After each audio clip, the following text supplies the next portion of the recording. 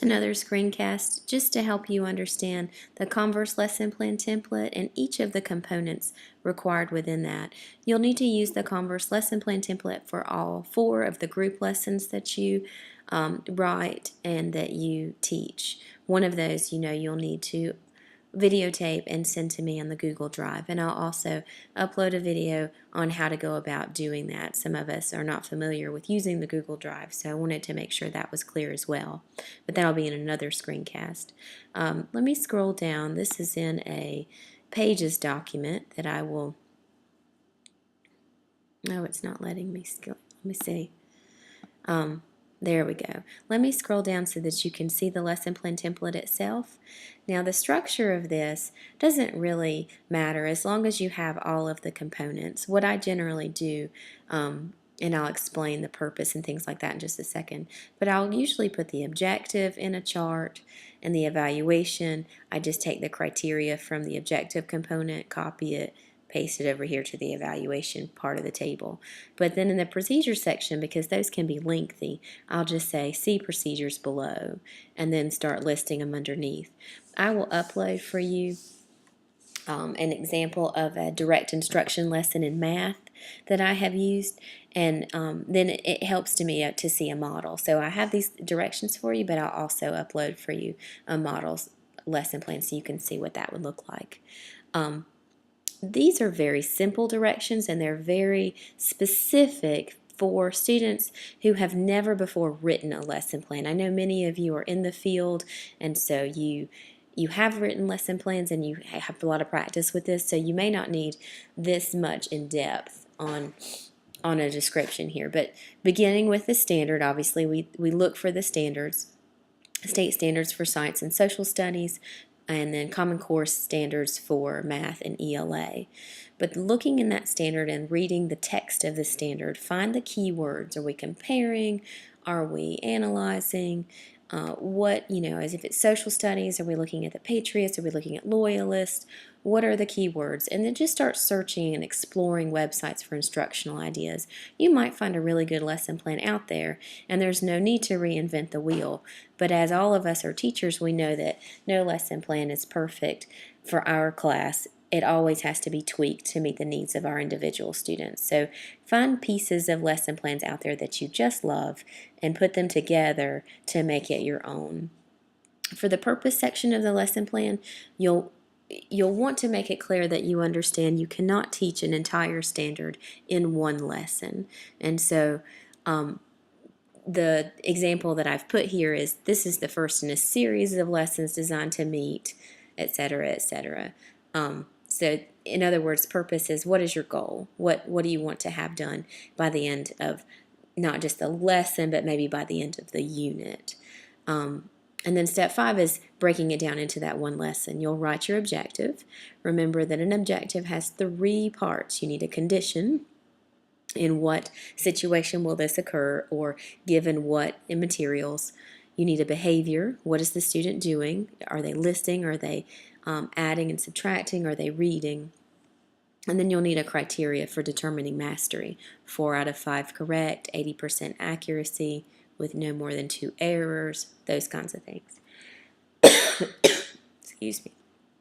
All right, for procedures, of course I start coughing when I'm trying to talk to a computer, but procedures, you're going to want to start with some sort of hook to get the student's attention, and then show in the steps for instruction how you are modeling for children first. Always model what you want students to be able to do, and then scaffolding that instruction to give more and more of their work, less reliance on your assistance, that kind of thing. Show how you're going to do that scaffolding within your procedures section. Evaluation component is pulled from the criteria, that 4 out of 5 correct or 80% mastery or those kind of things. If you're evaluating with a rubric, say it's a writing lesson and you have a rubric to evaluate their writing, include what score on the rubric is needed for mastery, and don't forget to attach the rubric to your lesson plan. 8 is materials. That's pretty simple. List everything that you're going to need, your teacher materials as well as student materials. When you get down at number 9, 10, 11. Those are a little bit trickier. Diversity means you want to look at the range of students within your class, talk about socioeconomic status, and you can get that information from free and reduced lunch. If you're not aware of that information, you can get it from the cafeteria often or the teacher you're working with. If you're in a school, then you know who to contact. But so if you're a clinical student going within a school that you don't work at, I wouldn't say go to the cafeteria. But if many of you are Project Create students, and so you know where you can get this information. Used to, they would give you a lot more information, but because of privacy concerns and confidentiality, many times they'll just give you a number. Out of this class, 3 of them have free lunch or things like that, or a ratio. So you just need to express in this section that you are aware of your audience. This is where you have excuse me, male-female ratios. Those kinds of things go into the diversity section.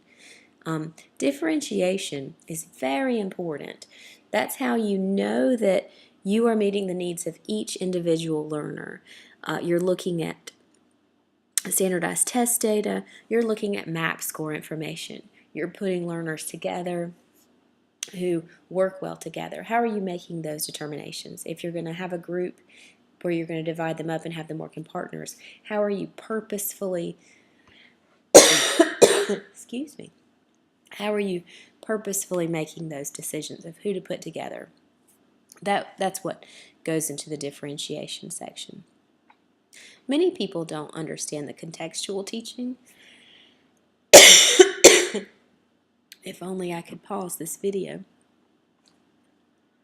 Contextual teaching is how you place that learning in the context of the real world. So it's hard for me to teach a child how to swim if I am in the middle of a parking lot. You would obviously need to take them to water.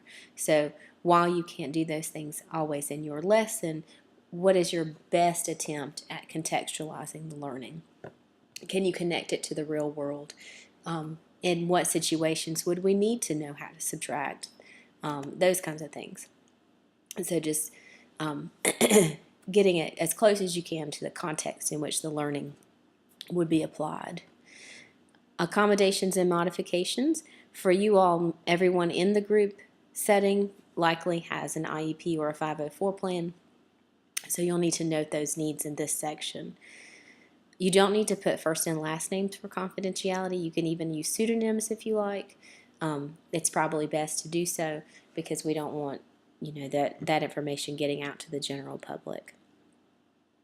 Grouping and cooperative learning goes back to the differentiation section too. Many of the things that you noted in section 10 for the differentiation, you'll also put down here purposeful decision making. Do you want to have the students work in pairs? Do you want to have them work in a small group? How did you pick the group that you have? Those kinds of things.